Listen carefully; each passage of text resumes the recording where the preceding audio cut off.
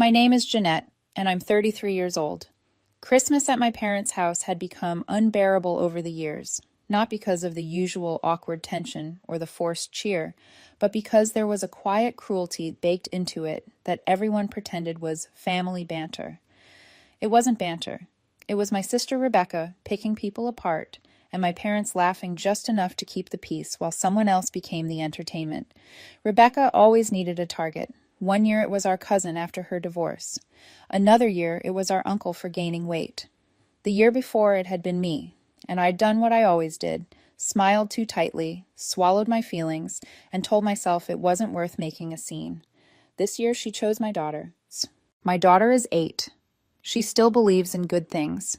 She still thinks family means something, and she adores Christmas in a way that makes your chest hurt if you let yourself think about it too long. We'd spent days getting ready together. She helped mash potatoes, kneaded the dough for dinner rolls, and kept checking on the ham in the oven like it was her own project.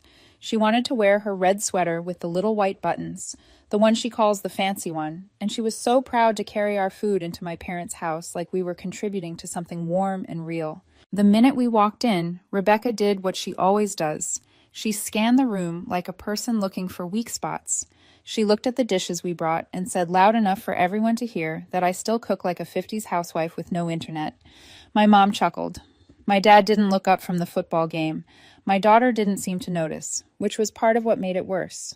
Rebecca had this talent for making cruelty sound like a joke, like you'd be unreasonable to react to it. She asked my daughter if she'd been promoted to head servant this year. Then she leaned over and whispered something to my mom, and they both laughed, like they were sharing a private little truth about us. My daughter stayed busy, folding napkins into triangles and lining them up carefully, adjusting the forks until they were straight. She didn't say anything. She just kept working, focused and proud and quiet. Looking back, I can't decide if she didn't understand what was happening or if she understood too much and decided the safest thing was to keep moving. I noticed Rebecca's phone out before I understood what she was doing. At first, I thought she was taking a normal family video, the kind people post to show off the table or the food or the kids in their holiday outfits. Then I heard her laugh, a sharp little laugh that never means anything kind, and I saw her angle the camera toward my daughter like she'd found the perfect shot. She whispered something to my dad, handed him the phone, and they both laughed. That was the moment I knew. Not suspected. Knew. I walked over and held my hand out. Rebecca pulled the phone back slightly, like she wanted to make me ask twice. I didn't. I took it. On the screen was a video of my daughter smoothing down the napkins, setting the forks with intense concentration. The caption on Facebook made my vision go hot for a second. Look at this loser's kid. She's young and a servant. It had already been posted. People had already liked it. The little thumbs-up icons were there like proof that humiliation travels fast when you package it as a joke. I looked at Rebecca and told her to delete it. She smirked. Something old and ugly rose in me. Not just anger, but the memory of every time I'd been told to be quiet, to be the bigger person, to not ruin the holiday, to not make things uncomfortable. I grabbed Rebecca by the hair and pulled her into the hallway. It wasn't even a decision. It was instinct. Years of biting my tongue came up all at once and turned into motion. Rebecca started yelling immediately, calling me insane, calling me dramatic, calling me unstable, the same words she always used when she didn't get her way. I didn't respond. I just held her there until she deleted it in front of me. No one stepped in. Not my mom, not my dad, not even when Rebecca screamed that I was attacking her. My parents stayed where they were, frozen in that familiar cowardice, the kind that protects the aggressor by pretending nothing is happening. I handed Rebecca her phone back and walked into the living room like I'd just crossed a line I couldn't uncross. I told my daughter we were leaving. I didn't yell. I didn't cry. I didn't explain it in a way that would make her feel responsible. I just said, "We're done here." My daughter looked up at me, her hand still on the table, and she nodded. That was all. No protest, no confusion, just a quiet nod that made me feel like she'd been waiting for me to say it. We put on our coats and walked out. No one followed us. No one said goodbye. No one called my name like they wanted to stop it. They let us go the way they always let things go when it's easier to lose someone than to confront Rebecca. Back at home, I made us hot cocoa. My daughter sat at the kitchen table, swinging her legs, and said she liked being with just me better. She said it so simply it almost broke me. Like it wasn't a dramatic declaration, just an observation she'd been collecting for a while. Later, when she was asleep, I sat alone in my kitchen and cried into my hands. Not just for what happened, but for all the years I'd let people like Rebecca make me smaller. I wondered how many times my daughter had noticed and stayed quiet.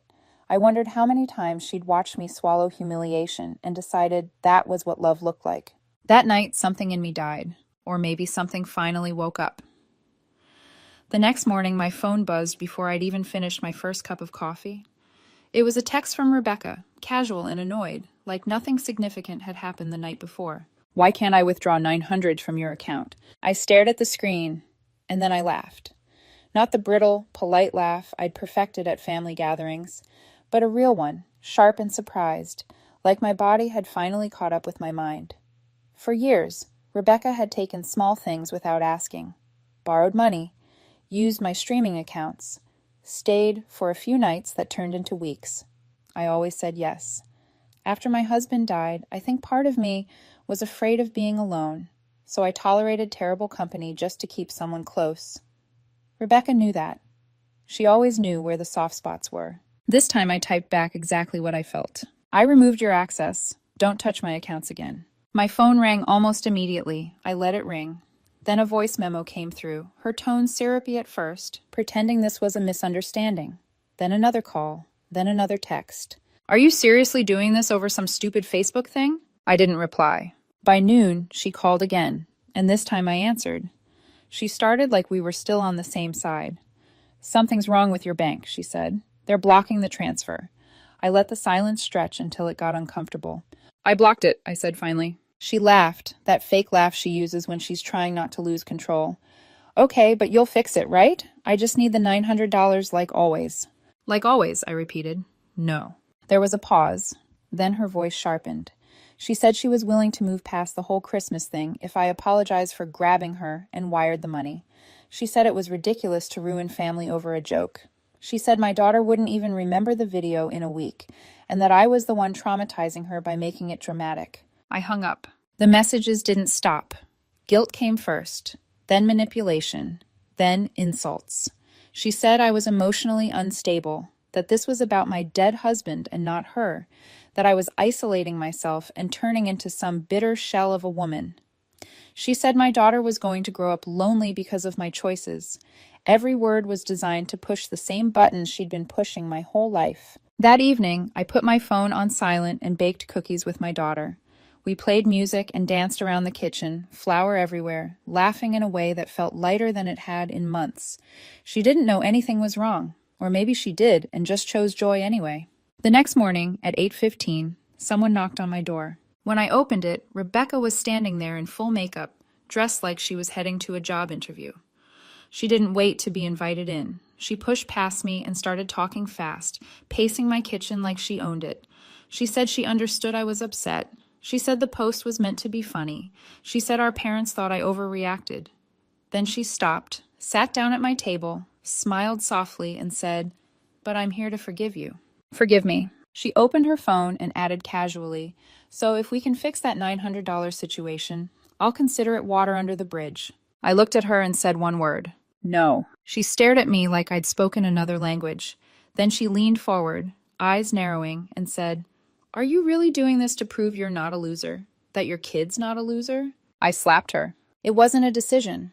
It was years of swallowing comments, staying quiet, keeping peace for people who never deserved it, finally finding an exit. I opened the front door and pointed outside. She left without another word. That evening, my daughter asked me if her aunt was mad. I told her we were making new rules now, and rule number 1 was that we don't let people treat us like that anymore. She nodded, picked up her crayons, and went back to coloring, like the conversation made perfect sense. The next morning, my parents called. They didn't ask what happened. They didn't ask how my daughter was. They said we needed to find a compromise, and I knew exactly what was coming next. When my parents called the next morning, I knew what it would be about before I even answered. It wasn't concern. It wasn't curiosity. It was damage control. My dad's voice came on first, which was unusual. Normally, my mom did the smoothing, the softening, the pretending not to choose sides while always choosing one. But this time, my dad spoke low and firm, the way he does when he thinks authority alone should settle things. He asked if I had time to come over so we could talk it through like adults. I asked one question: is Rebecca going to be there? He said yes, like it was obvious, like any conversation that mattered would naturally include her. Then he added, she wants to work it out. That's when I understood I wasn't being invited to be heard. I was being summoned to be corrected. I said okay anyway. It wasn't weakness. It was curiosity. I wanted to hear it all said out loud, in one room, without filters or follow-up texts. I wanted to stop wondering if I'd imagined the imbalance, the cruelty, the way everyone bent around Rebecca while I was expected to absorb the fallout quietly. I wanted certainty. I told my daughter we were going to Grandma and Grandpa's house. She asked if her aunt would be there. I said yes. She didn't look excited, but she didn't complain either. She grabbed a book and a pack of markers and told me she'd sit quietly if it was going to be grown-up stuff. That broke something in me, the way she was already preparing to make herself smaller. We arrived 10 minutes late on purpose. Rebecca's car was already in the driveway. I parked behind it and sat there for a moment, hands on the steering wheel, staring at the front door. My daughter reached over, unbuckled her seatbelt, and said, "Let's just get it over with." She sounded tired, 8 years old, and already exhausted by adults. Inside, it was exactly what I expected. Rebecca was stretched out on the couch, coffee in hand, legs tucked under her like she was at a spa. My mom stood up too quickly and gave me a nervous smile. My dad nodded once, already positioned at the head of the room like a mediator who'd decided the verdict in advance. My daughter curled up in the corner with her book and didn't look up. My mom started, voice trembling just enough to sound sincere. She said she hated seeing us fight, especially around the holidays. She said things had clearly gotten out of hand, emotions were high, and we all needed to remember we were family. My dad followed with a speech about understanding each other's perspectives and not letting one incident tear everyone apart. Then they turned to Rebecca. She didn't apologize. Not really. She said she was sorry I felt hurt by the video.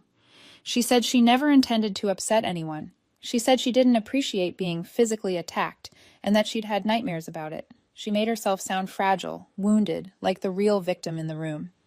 Then she tilted her head and said, "Honestly, if I'd known Jeanette was in such a sensitive place, I never would have shared it." Sensitive place. She went on, saying my daughter hadn't even noticed, that she wasn't hurt, that I'd turned it into a big thing by reacting the way I did. "You're the one making it traumatic," she said, calm and confident. Kids take cues from their parents. I asked her if she would have liked it if someone posted a video of her child online and called them a servant. She rolled her eyes. It was a joke, a dumb, harmless joke. The only one acting like it meant something is you.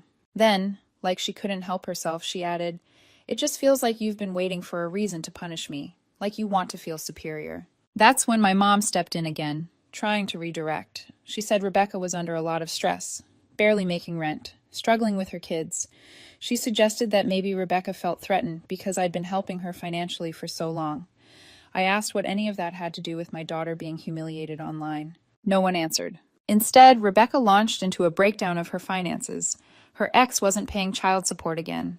The boys needed new shoes. Bills were bouncing. She said she was doing everything she could. I'd heard every version of this speech before. Then she said the line that clarified everything. "You were helping just fine before," she said. "So what changed, really?" What changed was that I stopped letting her hurt my child. I told her I wouldn't be paying her rent again, that it was over. The help I'd given came from kindness, not obligation, and she'd stomped all over it. She laughed, not because it was funny, but because she couldn't believe I was serious. "You're really going to do this," she said. "Throw away your own family over a Facebook post, over your weird little parenting pride trip." Before I could respond, my daughter stood up. She didn't cry. She didn't say anything. She just picked up her coat and walked into the hallway like she'd reached her limit before I had. Something inside me went very still. I stood up and told Rebecca this was the last conversation we would ever have. I told my parents they were free to support her however they wanted, but I would not be part of it. Not emotionally, not financially, not ever again. No one stopped me. We walked out. In the car, my daughter buckled herself in and asked if we could get ice cream. Like the worst part was already over. I realized then that she understood something it had taken me years to learn. Walking away isn't cruel. Staying is. I thought walking out of my parents' house would be the end of it. I imagined Rebecca sulking, my parents grumbling. The story settling into the familiar family version where I was difficult and everyone else was just trying their best. Rebecca always bounced back. She always landed somewhere soft, usually in someone else's wallet. I didn't expect peace, but I expected distance. 2 weeks later, I got a message from someone I barely knew. It was one of Rebecca's former neighbors, a woman I'd spoken to exactly once when I helped carry groceries into Rebecca's place during one of her everything is falling apart weeks. The message was hesitant, apologetic, like she wasn't sure she should be sending it at all. "Sorry if this is weird," she wrote, "but I thought you should know your sister's moving out. There are kids' clothes and toys by the dumpster, and it looks like she's selling furniture. She didn't look okay." I didn't reply. I just sat there with the message glowing on my screen while my daughter was in the next room building a Lego tower, humming softly to herself. Rebecca moving didn't shock me. Rebecca spiraling didn't shock me either. What surprised me was how little relief I felt. There was no vindication, no satisfaction, just confirmation. That night, we were driving home from Target, the back seat full of groceries and school supplies, and without really deciding to, I took a detour. I drove past Rebecca's townhouse. The blinds were gone. The front door stood open. One of her boys sat on the front step eating cereal out of a mixing bowl, legs swinging, eyes glued to a cracked tablet. Inside, the place looked hollow, not packed, emptied. A mattress leaned against the wall, piles of laundry, no couch, no shelves. It didn't look like a transition. It looked like collapse. I kept driving. My daughter didn't ask questions. The next morning, my mom called. Her voice sounded thick, like she'd been crying for a while. She told me Rebecca and the boys were moving into a 2-bedroom apartment across town, half the size of the old place. Then she added, after a pause, that she and my dad had decided to step in and help with the rent. Groceries too, if needed. She said it like it was a moral victory. I didn't respond right away. Then she asked the question she'd been holding on to. "Are you happy now?" It wasn't curiosity, it was accusation. "I'm not happy," I said. "I'm done." She told me not to come running to them next time I needed help. I told her I wouldn't, and for the first time, I knew it was true. That might have been the end of it if it weren't for what happened a few days later. I got an email from my bank late at night. 3 failed login attempts from an unrecognized device. Then another email about a denied password reset. My chest tightened. I changed my password immediately. Then I changed it again. I added 2-factor authentication. I pulled my credit report just to be safe. Everything looked clean. The bank flagged the activity and told me they'd monitor the account. I didn't need them to tell me who it was. I didn't confront Rebecca. I didn't tell my parents. I said nothing. I just closed ranks. A day later, Rebecca posted on Facebook a long, vague paragraph about hard times and doing everything for my kids and needing a fresh start. There was a GoFundMe link at the bottom. No apology, no explanation, just a quiet request for money wrapped in martyrdom. People commented hearts and prayers. Someone tagged my parents. Someone else asked how they could help. My daughter saw it over my shoulder. She leaned in and asked, "Is that the aunt who called me a servant?" I asked if she remembered that. She nodded. "I didn't say anything because I didn't want you to cry again." That sentence hurt more than anything Rebecca had ever said. She'd noticed everything. The video, the tension, my hands shaking in the kitchen that night. I'd been so focused on protecting her from the storm that I hadn't realized she'd been standing in the rain with me the whole time. That night, after she went to bed, I pulled a small wooden box from the back of my closet. Inside were a few things from my husband. Notes, photos, his watch, a USB drive. I plugged it into my laptop and played a video I hadn't watched in years. He was standing in our old kitchen, helping our daughter pour pancake batter. She spilled it everywhere and froze, eyes wide, ready to cry. He laughed, wiped her hands, and said, "That's perfect. Now you know how not to do it. You're doing great." I sat there watching them, thinking about the kind of man he was, how he made people feel capable, how he made her feel safe. That was what I was fighting for. Not revenge, not payback, peace. And the right kind of future. Rebecca went quiet after the GoFundMe. Silence from her never meant peace. It meant planning. A few days later, my cousin Julia texted me late at night. She said Rebecca had been telling people I attacked her in front of my daughter, that she was scared of me, that she'd had to leave her home because of me. I didn't defend myself. I was tired of explaining reality to people who preferred a simpler lie. 2 days after that, my mom sent a group text saying we should all come over for dinner, that it was time to talk things out like adults, that holding grudges was tearing the family apart. She said Rebecca would be there. She promised it would be calm. I almost said no, but something in me wanted one last confirmation, one last moment of clarity. I wanted to hear exactly who they would choose when it came down to it. So I said yes. We arrived 10 minutes late on purpose. Not to make a statement, just to remind myself that I no longer rushed to meet their expectations. The house looked exactly the same as it always had. Same wreath on the door, same smell of overcooked vegetables and air freshener, same illusion of normalcy. Rebecca's car was already in the driveway. I parked behind it and sat there for a moment with my hands on the steering wheel, breathing slowly. My daughter reached over, unbuckled her seatbelt, and said quietly, "Let's just get it over with." 8 years old, and already fluent in adult tension. Inside, Rebecca was already seated at the table, legs crossed, phone beside her plate, talking loudly like she owned the room. My mother stood too quickly when she saw us, her smile stretched thin with nerves. My father nodded once, the way he does when he's decided this is a meeting, not a family gathering. My daughter went straight to the corner with her book and markers without being asked. She didn't look up. Dinner started with small talk that went nowhere. Forks scraped plates, glasses clinked. No one mentioned Christmas. No one mentioned the video. No one mentioned the post or the bank alerts or the GoFundMe. Finally, my father cleared his throat and said we were here to move forward. My mother nodded, eyes already glassy, like she'd rehearsed this speech in the mirror. Rebecca took that as her cue. She said she was sorry I felt hurt by the video. She said she never intended to upset anyone. She said she'd been under a lot of stress and that humor was her coping mechanism. She said she didn't appreciate being physically attacked and that she'd had nightmares about it. She framed herself as fragile, shaken, misunderstood.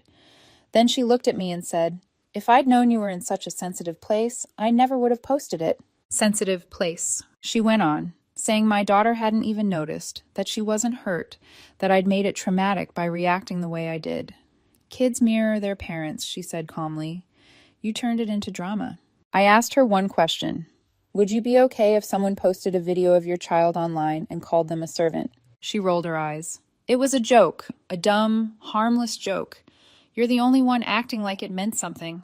Then my mother stepped in, like she always does when Rebecca starts to lose control. She said Rebecca was barely making rent, that her ex was behind on child support again, that the boys were struggling, that maybe Rebecca felt threatened because I'd been helping her financially for so long, as if money explained cruelty, as if stress justified humiliation. I asked again what any of that had to do with my daughter. No one answered. Rebecca launched into her financial situation like it was a closing argument. Bills, shoes, groceries, how hard she was trying. Then she said the sentence that made everything click into place. "You were helping just fine before," she said. "So what changed?" What changed was that she crossed a line she couldn't uncross. I told her I wouldn't be paying her rent. Not now, not ever again. That the help I gave had come from kindness, not obligation, and she'd crushed it. She laughed, a sharp, disbelieving sound. "You're really going to throw away your own family over a Facebook post," she said, "over your weird little parenting pride trip." Before I could answer, my daughter stood up. She didn't cry. She didn't say anything. She picked up her coat and walked into the hallway like she'd heard enough. Something in me settled completely. I stood up and told Rebecca this was the last conversation we would ever have. I told my parents they were free to support her however they wanted, but I would not be part of it.